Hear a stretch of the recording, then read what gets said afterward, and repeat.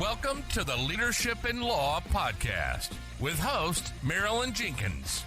Cut through the noise, get actionable insights and inspiring stories delivered straight to your ears. Your ultimate podcast for navigating the ever-changing world of law firm ownership.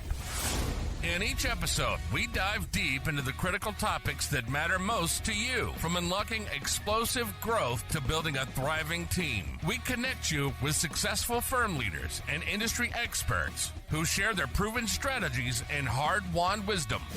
So, whether you're a seasoned leader or just starting your journey as a law firm owner, the Leadership in Law podcast is here to equip you with the knowledge and tools you need to build a successful and fulfilling legal practice.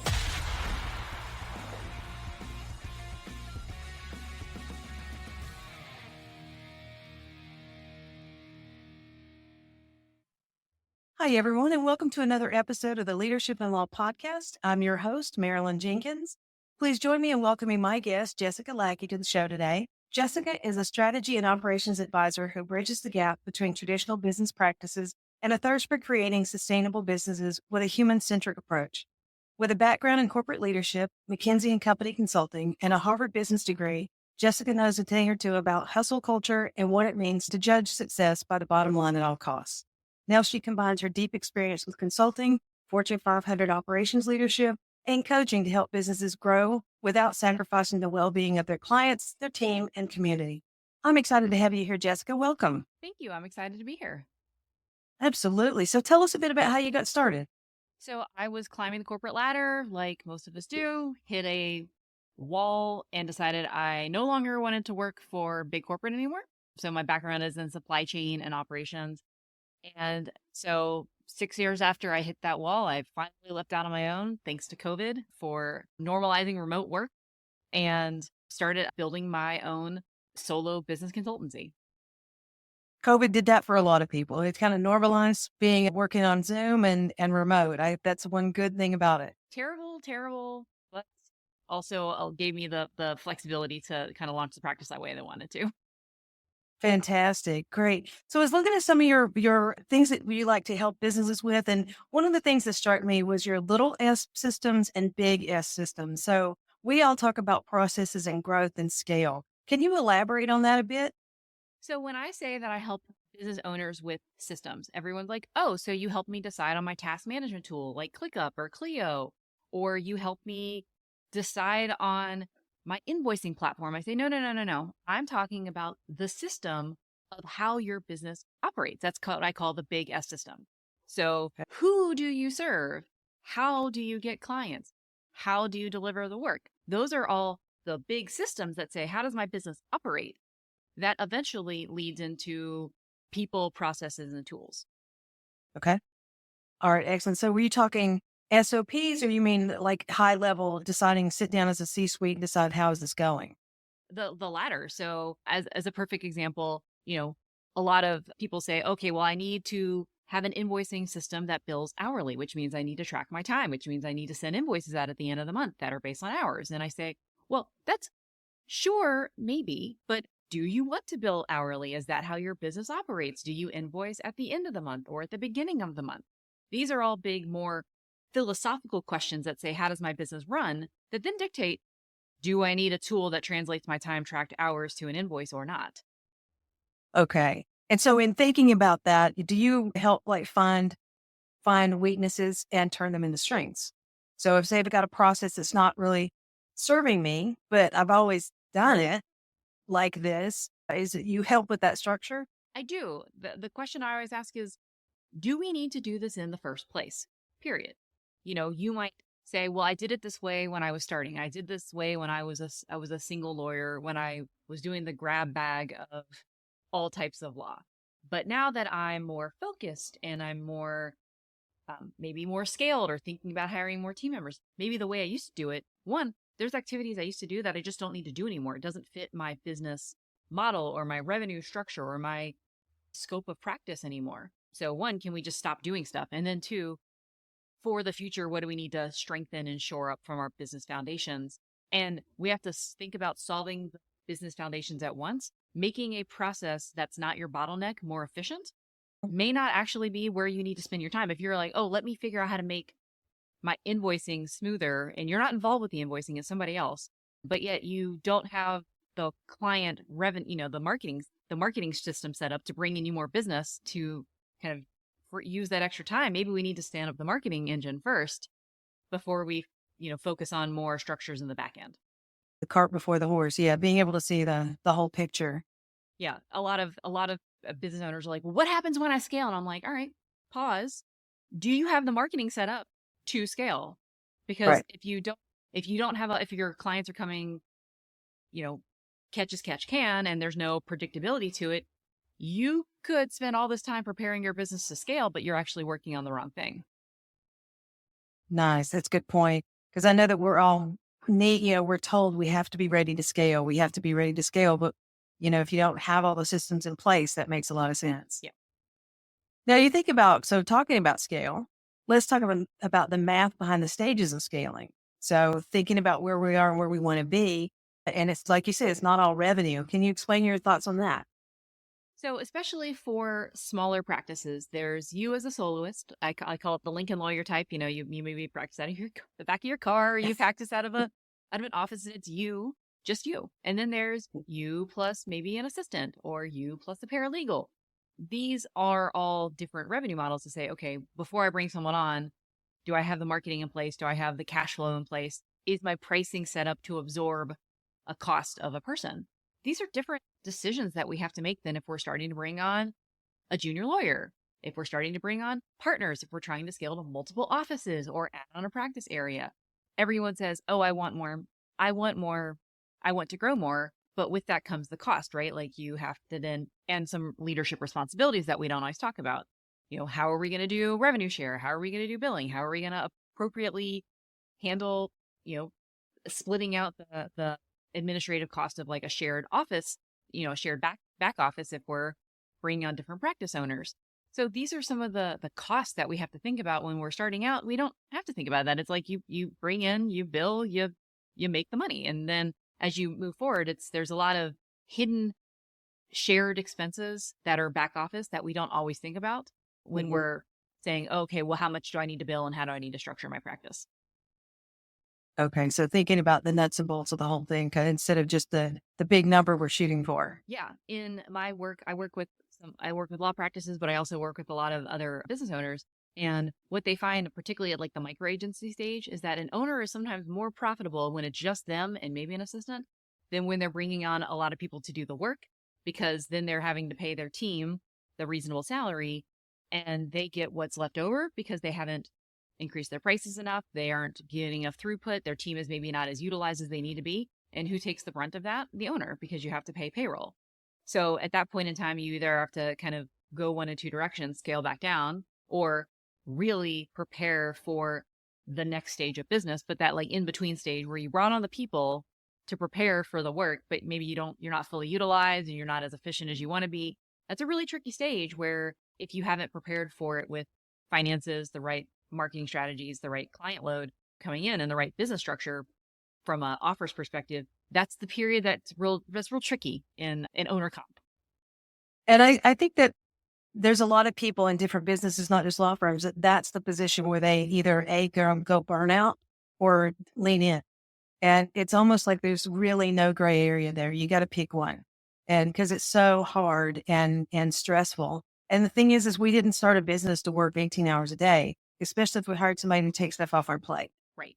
But there's that 9-month period of preparing for hiring someone, and then the 3 months where they're probably not going to be nearly as effective and efficient as you want them to be, where either you're having to potentially take less business on, which means you're eating into your reserves in order to like free up the time to train them, or you click it into the next gear and say, this is the time of I'm really going to focus and like I'm going to kind of push through this part.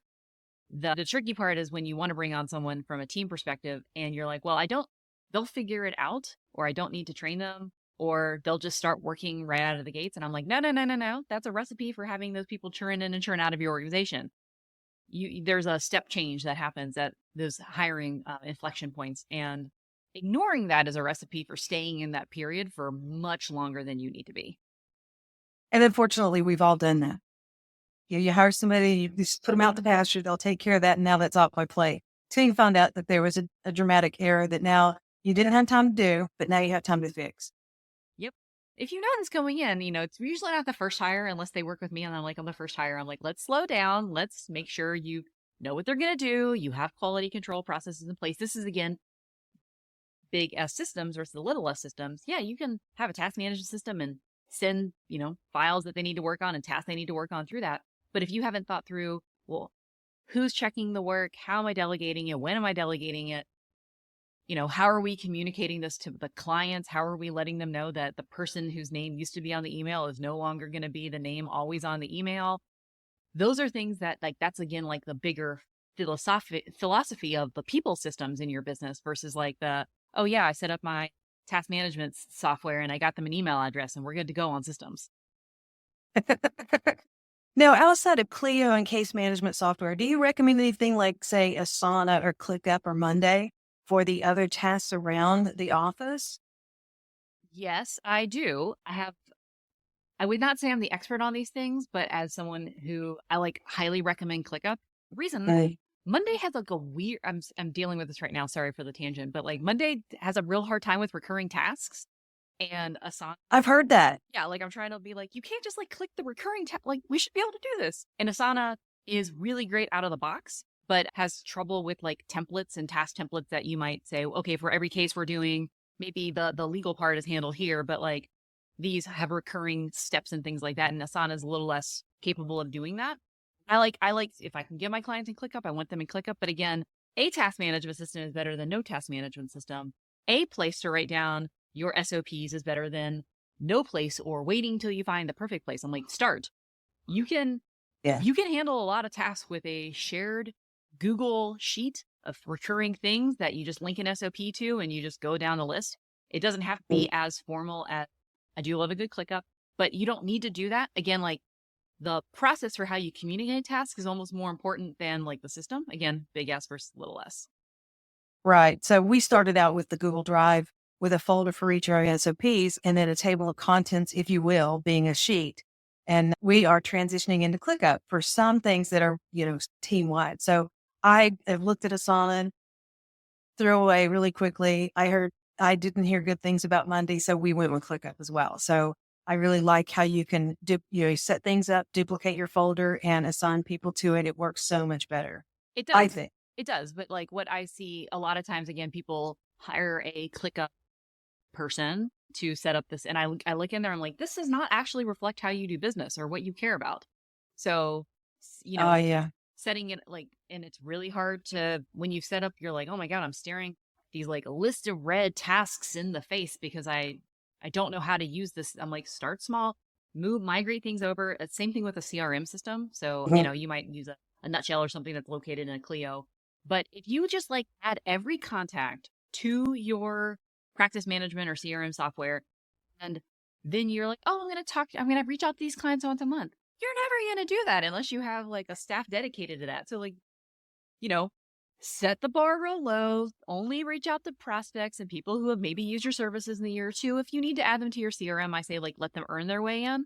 But let's not assume you're going to have all this time to do it perfectly. No one has that time until they're really big. And even then, I don't know if they have the time to do it perfectly unless they are a process nut. And then maybe they'll, but then. Yeah, we use a lot of automations, right? Yeah. To make sure people don't fall through the cracks. But that, again, takes some processes, some ideas and put it together. Yeah. And what you'll find is that in the beginning, you're, again, most people start with their practices I'm going to serve anyone and everyone that will pay me just to get started. You may find that again, going back to the bigger systems, at some point you may say these clients no longer fit the business model we're trying to. We might depart from them as clients. We may let them go and transition them into other providers. And that is okay. I just want to normalize that you don't have to have a totally 100% accurate history of every client you've ever worked with, because some of them might not actually be the clients you intend to work with as you formalize how you work and who you work with and what you do. Yeah, I agree. It's in any business, it's niching down helps you to do the same thing over and over again and get good at it. Yeah. Right. and it fits what you want to do. But I understand people that want to do, try everything. Let's just get the bills paid and keep a roof over our heads and then figure out what you love to do. That's what I do. So, yeah, I mean, and I work with the immigration attorneys that some do everything and some specialize. And it really depends on what they really, really enjoy doing and how close they like to get to the client or trial work or any of that kind of stuff. So that makes a lot of sense. And then you set your processes based on that. Yeah, that's where, again, the system of how you like to work and, how much trial work versus non-trial work do you do? How much do you work with companies? And again, like if you have a billing practice where you end up working with larger organizations, your billing processes are going to look very different than if you're a small business attorney working with other small businesses who can put it on a credit card. These are all the Right. questions that say, okay, before we get to the tool, how do we work? Yeah. Excellent. Yeah. And it's nice to be able to put that down and get a real idea. Because I find that as CEO, what you end up doing is you've got a lot up here that you haven't put on paper and you expect all your team to know it. That's why we can do everything better than our team can.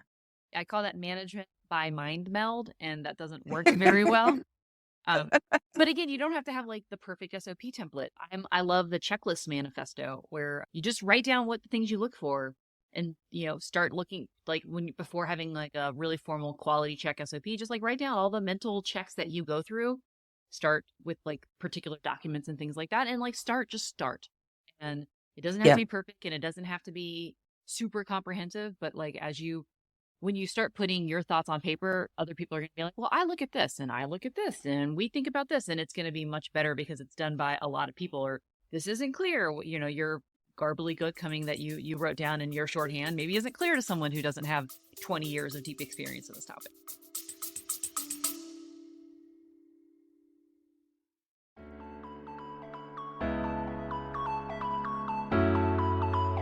What's your plan to grow your law firm's sales and profits in 2025?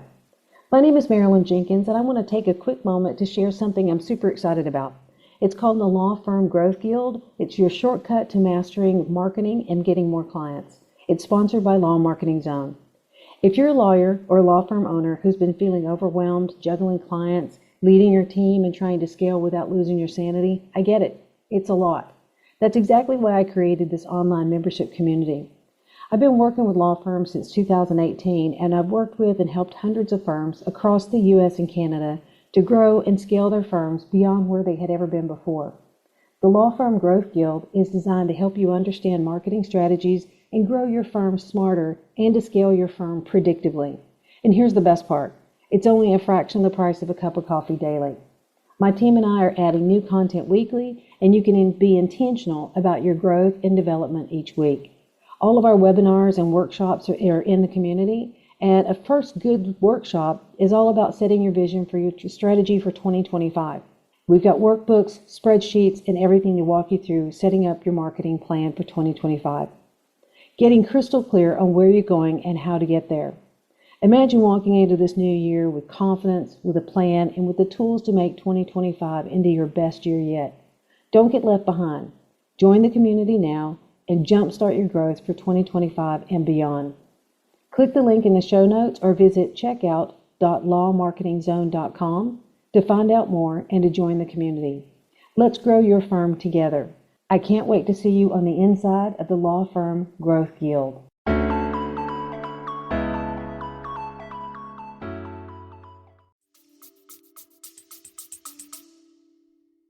And when we were setting up SOPs, one of the things that I was busy doing, team were busy doing, and we're like, gotta have SOPs. And when we finally stopped and thought and said, all we have to do is open Loom, record as we do something. Talk about it, talk it through. And then what I would do is I would take that Loom and I would give it to a team member and go, you do it. And that way you'd find out if you missed a step. Yep. It's show one, do one, teach one is a philosophy I like to have. So we show one and through Loom, they do it and then they teach someone else. Nice. Okay. Yeah. The nice part about Loom now is, especially with the AI capabilities, it can summarize your words into some checklists and it can start an SOP. So that way someone who's redoing it doesn't have to watch the video or doesn't have to start from like a blank slate. They can be like, these were the steps that someone outlined. Oh, this isn't right. And this isn't in the right order. And these are other things that didn't come up that we think about. I do love having the Loom video because people see the shortcuts in how you do stuff. Right. It's not just like what to do, but it's like, oh, well, like this particular way I like manage the mouse around the keyboard saved 20 minutes on a particular task, which you wouldn't get when you just did an SOP. Right. And have you seen the tool? I think it's Scribed that it follows your mouse and creates a document at the same time. All these AI tools are fantastic now Yeah. for really helping codify the way you do the work. And I think if you really think about how easy it is to make an SOP, it doesn't have to be a big project. And I've known companies that put off doing SOPs for months because it's like this big gray cloud that they just can't figure out how to get away from. And it's like, chill, live. That's the first step.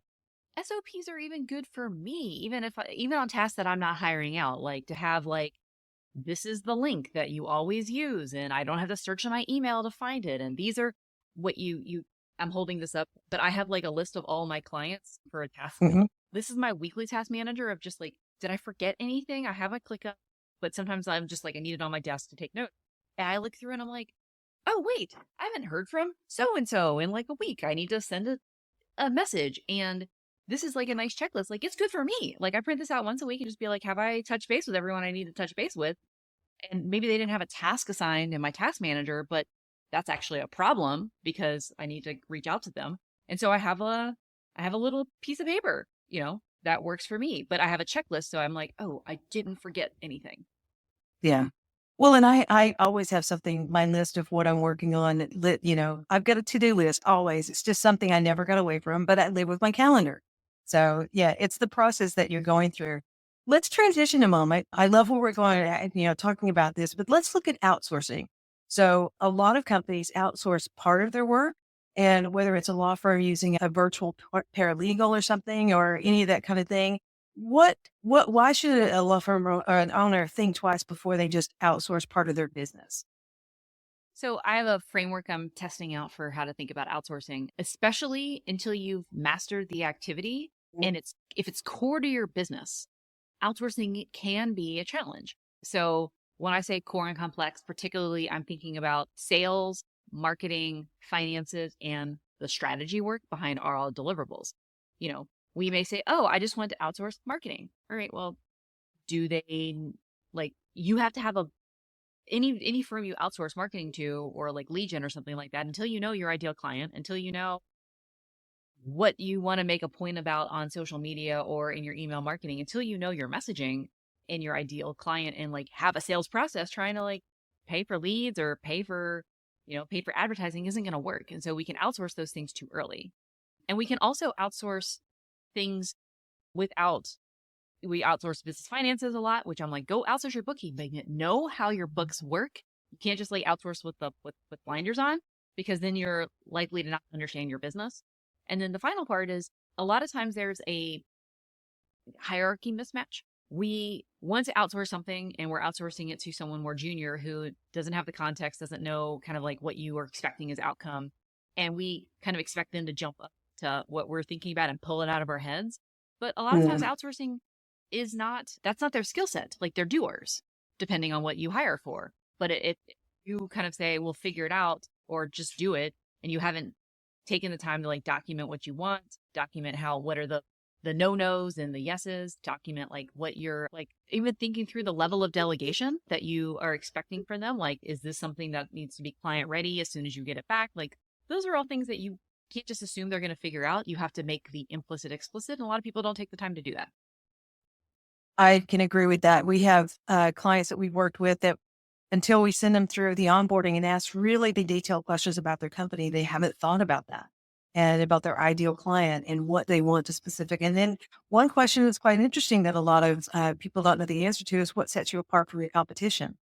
Because we can use that information in the ads and the marketing, because if it sets you apart, it sets you apart, but they're like, well, it's like, you've got to do something different. And you just don't know what it is. So you need to think about it. I really appreciate your distinction, which I should also bring up, is like hiring a specialist expert and outsourcing to an expert versus outsourcing to a junior generalist who knows what questions to ask and is more probative. You're going to pay more money for it than the junior person is just going to do what you ask, but they are not going to have the expertise to like ask those probative questions to really help you maximize the impact of your investment. So those are some of the things that if you don't have the time and space to outline your expectations really, really clearly, hire someone that has the expertise to ask those questions because that's their specialty. So like hire the expert before you outsource to a generalist for the most part. Yeah. And keep the communication open. That's the one thing that, we are very communicative with our clients, and we have some clients that just don't want that. Instead of the weekly check-in, they call me once a month. Okay, that's your choice, but you're going to get the weekly email, so there's always that. But I can't tell you the people that I've spoken with that hired an outsourcing marketing agency that didn't speak to anybody for for 6 months. And I'm like, 6 months. Okay. So no, when you outsource, you also need to be communicative and make sure that you guys work together and it's a good relationship. So yeah, I definitely agree with that. And just thinking about the energy of a business, when you're getting there and you're helping them to make those new hiring and getting ready to scale. So you've got your ducks in a row, you're bringing on people. Talk about a little bit about that. I mean, how do you help with that and moving forward? So the way I personally help is I help put things in sequence. So okay, are we ready to hire? What role are we hiring for? What level are we hiring for? Do we have processes in place for them? Do we, a lot of times people are like, oh, I'm overloaded. And the first question is not who do we hire? The first question is what do we stop? And right. The next question is how do we restructure the business to free up your time without having to spend any more money? And then we talk about, okay, now what's left? What do we hire for? How do we need to set up the business back end to do that? But you find a lot of times that, before we hire, we have to restructure the offers. And, do we get away from hourly billing? Do we go to more packages? Do we go to a different retainer model? Do we narrow our expertise? Do we let go of legacy clients that are no longer the right fit for us? Those are all a lot of things that can be done even before you scale. You're like preparing the reserves. Yeah. Yeah. And there's so many things that you can do. And part of my role is to help hold the sequence in place so that the right things, we're solving the right next step each way versus putting process and system and structure and people around the wrong business. Right. I love that. I love the fact, that you look at, okay, I as the CEO know that I want to outsource this. I want to get this off my plate. And I love that you go, wait a minute, let's see if that's what you really need. And will that something different solve your problem? Yeah. Excellent. I love this conversation. I love what you do for law firms and for businesses. So I know that other people are going to be taking a lot away from this by how you're methodically helping them. And I know my listeners are going to want to reach out to you or connect with you. Where'd be the best place to connect with you?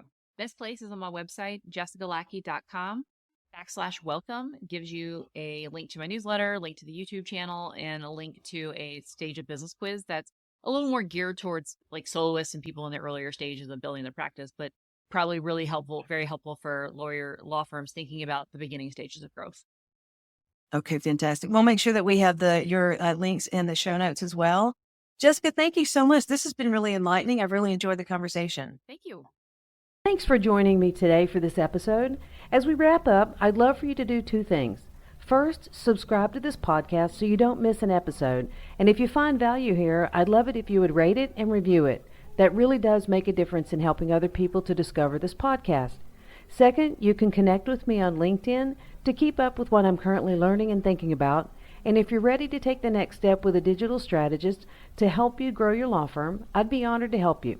Just go to lawmarketingzone.com to book a call with me. Stay tuned for our next episode next week. Until then, as always, thanks for listening to Leadership in Law Podcast, and be sure to subscribe wherever you listen to podcasts so you don't miss the next episode. Thanks for joining us on another episode of the Leadership in Law Podcast. Remember, you're not alone on this journey. There's a whole community of law firm owners out there facing similar challenges and striving for the same success. Head over to our website at lawmarketingzone.com. From there, connect with other listeners, access valuable resources, and stay up to date on the latest episodes. Don't forget to subscribe and leave us a review on your favorite podcast platform. Until next time, keep leading with vision and keep growing your firm.